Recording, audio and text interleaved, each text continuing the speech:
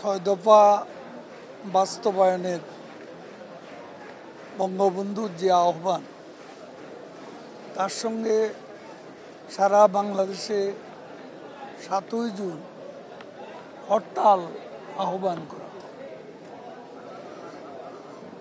সেই হরতালে তেজগাঁর শ্রমিক নেতা মনু মিয়া সহ নারায়ণগঞ্জ, চট্টগ্রামে বেশ কয়েকজন প্রতিবাদকারী, হরতাল পালনকারী শ্রমিক জনতা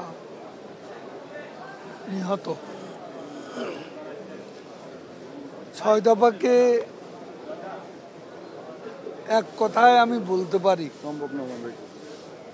ছয় দফা হচ্ছে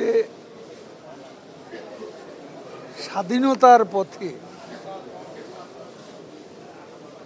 স্বাধিকার সংগ্রামের ঐতিহাসিক মাইল ফলক।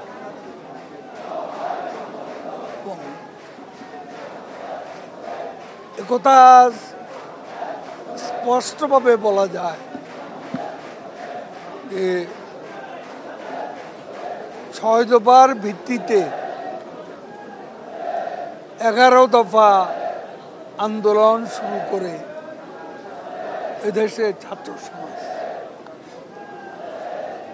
এবং আমরা এটাই সত্য, 65-তে পাক ভারত যুদ্ধ, এই যুদ্ধে এই তৎকালীন পূর্ব বাংলার কোনো নিরাপত্তা ছিল না। পূর্ব বাংলাকে রক্ষা করার কোনো ব্যবস্থা ছিল না, এবং সে কারণে ছয় দফার প্রয়োজনটা বেশি করে অনুভূত হয়। সত্য কথা বলতে কি, ছয় দফা যদি না হতো তাহলে 69-এ 6 দফা ভিত্তিক 11 দফা গণবিস্ফোরণ, বাংলাদেশে যে গণ অভ্যুত্থান, এ গণ অভ্যুত্থান হতো কিনা, সেটাই হলো বড় কথা। এবং আজকে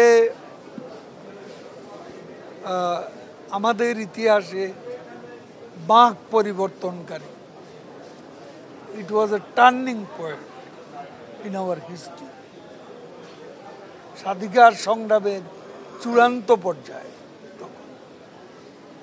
এই দিবসটি 7ই মার্চ, এইসব দিবস 75-এর পর নিষিদ্ধ হয়ে যায়। যারা নিষিদ্ধ করে দেয় তারা খুনের সঙ্গে 75-এর তারা জড়িত। তারা বঙ্গবন্ধুকে হত্যা করেনি, তারা হত্যা করতে চেয়েছিল আমাদের মুক্তিযুদ্ধের মূল্যবোধকে, আমাদের স্বাধীনতার আদর্শকে।